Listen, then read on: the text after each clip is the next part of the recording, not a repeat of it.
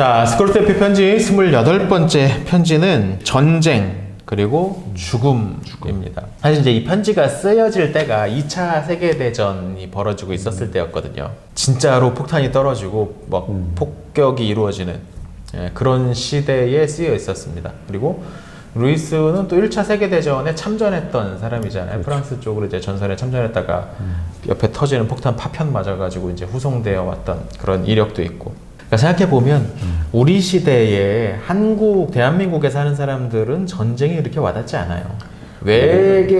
외국에서는 막 우리 맨날 무슨 전쟁 위협이 있는 것처럼 생각들을 하긴 한다는데 실제로 우리는 그렇지 않아요. 감이 그렇게 생생하지 않아. 그냥 영화를 보는 것 같고 뉴스 안에서만 이루어지는 전쟁이 우크라이나에서 일어나고 뭐 어디 사우디아라비아 남쪽 예멘에서 일어나고 뭐 어디서 맨날 막 사람 죽어가고 한다는데 가자나 뭐 이런 데도 그렇고 한다. 그게 진짜로 와닿지는 않는 것 같아.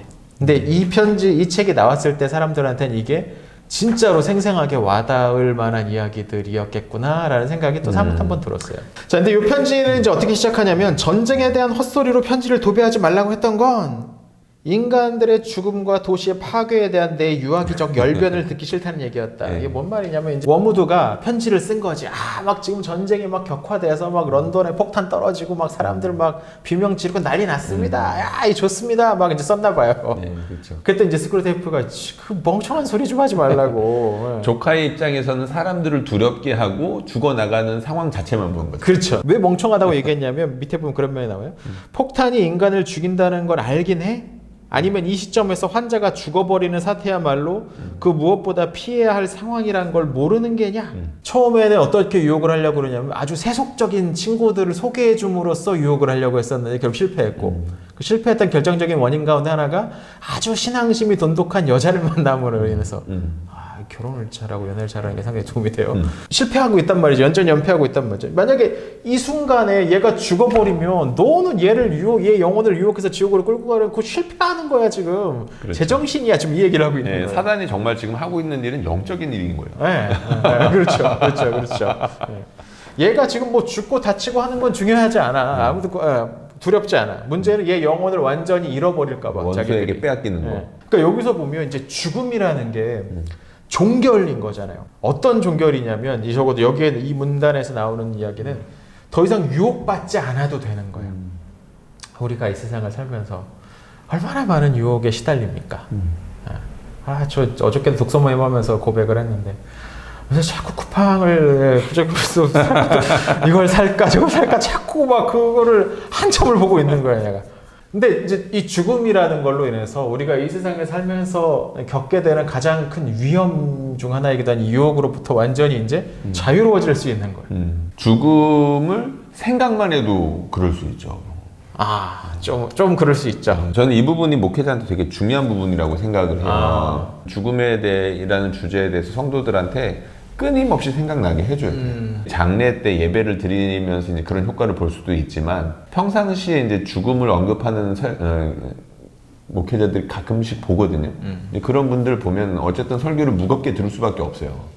이 죽음에 관한 언급을 안 하는 시대가 돼버렸어요. 맞아요. 그리고 죽음을 격리시키잖아요. 왜냐면 요새 죽어가는 사람을 볼 수가 없어요. 왜냐면 그분들은 다 병원 중환자실에 계시니까 면회도 잘 안 돼. 사람의 죽음만이 아니고 동물의 죽음으로부터도 우리는 많이 격리가 됐죠. 그러니까 어린아이들은 고기는 마트에서 나오는 걸로 안단 말이죠.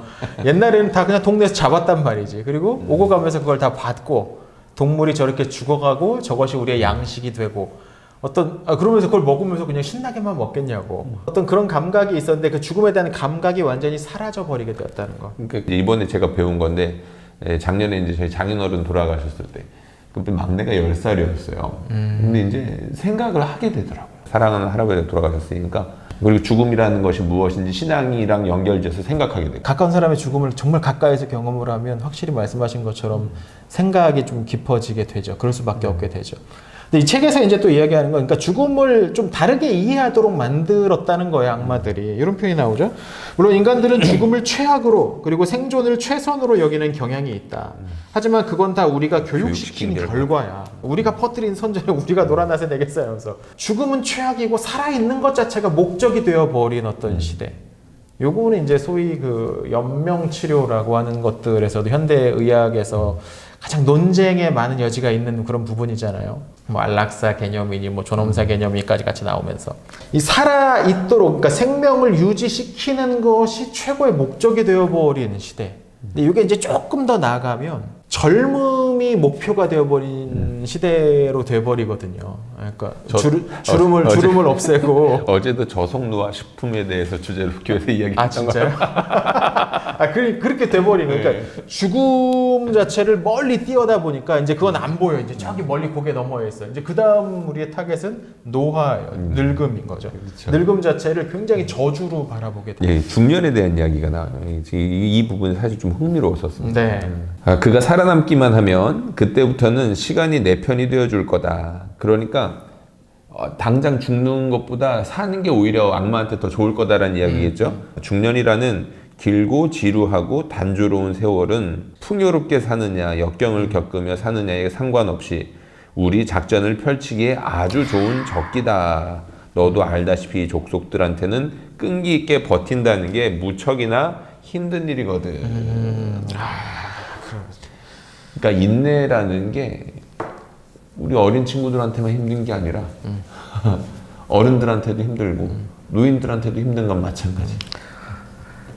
또 이게 이제 저희가 이제 점차 이제 중년으로 접어드니까 더 와닿는 걸 수도 있는데 중년이라는 길고 지루하고 단조로운 세월이라는 표현이 나오죠. 중년, 중년 어떤 시대입니까? 어떤 나이입니까? 중년.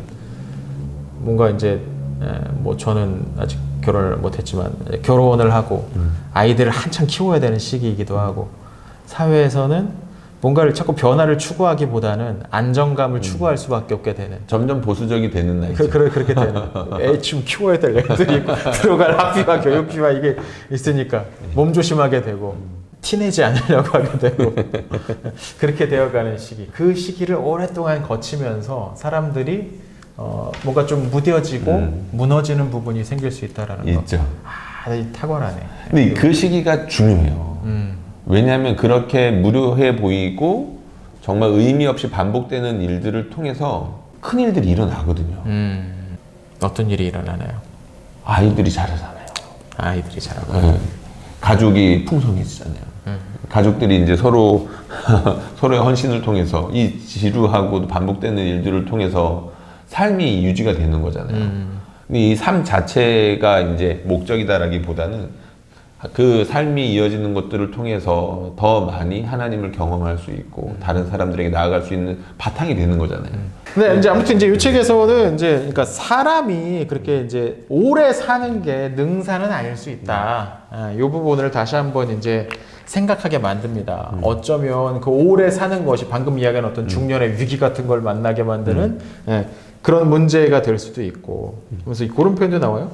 천국과 뒤얽혀 있는 인간들의 영혼을 풀어내서 이 땅에 단단히 묶어놓는 고난도 작업을 수행하려면 설사 그들이 70년을 산다 해도 하루가 아쉬운 형편이다. 하루 천국에 얽혀있는 영혼을 땅에만 단단히 묶어낸다라는 표현이 나옵니다. 이 주제를 고통의 문제에서 이제 C.S. 루이스가 심각하게, 집요하게 좀 파고들었던 것 같아요. 하나님은 이 땅을 어떻게든 이렇게 영원한 안식처로 여기게끔 만들지 않으신다. 고난을 통해서 이제 그런 부분이 나오시잖아요. 이 땅은 여관일 뿐이고. 근데 이제 사람은 그 여관을 자꾸 이제 증축하고 인테리어 편안한 곳으로 만들기 위해서 예, 영원한 안식처처럼 할 것이냐. 잘 살고 깔끔하게 가는 것, 이건 복입니다. 그럼요. 복입니다. 더 많이 흐트러지기 전에 갈 수 있는 것, 이건 어떤 의미에서 복입니다. 성경 읽다 보면 그런 장면들이 나와요. 이제 어린아이들이 죽는 것, 아까도 이제 이야기하신 장면에서도 밧세바가 다윗과 간통해서 낳은 첫 번째 아이는 태어나자마자 죽어버렸단 말이죠. 그럼 이제 어떤 사람들은 그렇게 질문을 해요. 이 아이는 뭔 죄냐? 왜 아버지와 어머니의 죄 때문에 이 아이가 이렇게 일찍 죽어야 되느냐? 여기 깔려있는 배경은 뭐냐면 오래 살지 못하는 것은 악이다 라는 개념이 깔려있는 거잖아요. 그렇죠. 근데 그 고난을 통해서 하나님에 대해서 생각할 수 있는, 욥이 이제 고난 받았을 때 삶에 대해서 저주하면서 이제 그런 얘기 하잖아요. 나를 태어나지 들이 저주를 받았기를 하면서 이야기를 하는데, 그러니까 뭐 비슷한 얘기가 이제 많이 나와요. 뭐 여로보암의 첫 번째 아들, 경건한 아들이었는데 하나님을 사랑하는 아들이었는데 죽었어요. 일찍 죽어버렸어요. 아버지 때문에 죽은 것처럼 묘사가 돼. 야, 이건 또 어떻게 하냐 이제 죽을. 저는 이제 그런 표현을 그런 대답을 이제 제 교재에도 그렇게 써 있는데 여로보암의 죄 때문에 여로보암의 일가는 곧 아주 처절한 심판으로 죽임을 당할 것이다. 고통당하죠. 네. 근데 그 여로보암 가문에서 유일하게 편안히 죽은 애는 이 첫째 아들이다. 그러니까 우리가 이 땅에서의 생명이 긴 것이 무조건 선한 것이다라고 생각할 필요는 없다라는 거. 물론 이제 우리가 가까운 사람들이 일찍 세상을 떠나는 건 안타깝고 슬프고 괴로운 일이죠. 뭐 그 괴로움을 부정할 건 아니지만 크게 본다면 우리가 사나 죽으나 주님과 함께 있다는 걸 생각을 한다면 조금 다르게 생각할 여지도 있지 않나. 어쩌면 더 이상 마귀가 손댈 수 없게 되어버린 복된 자리에 있을 수도 있다라는 그렇죠. 거. 어쨌든 죽음이라는 것 자체가 영생이랑 연결지어서 생각할 수밖에 없게끔 하는 중요한 힘이 있거든요. 죽음에는. 네, 맞습니다.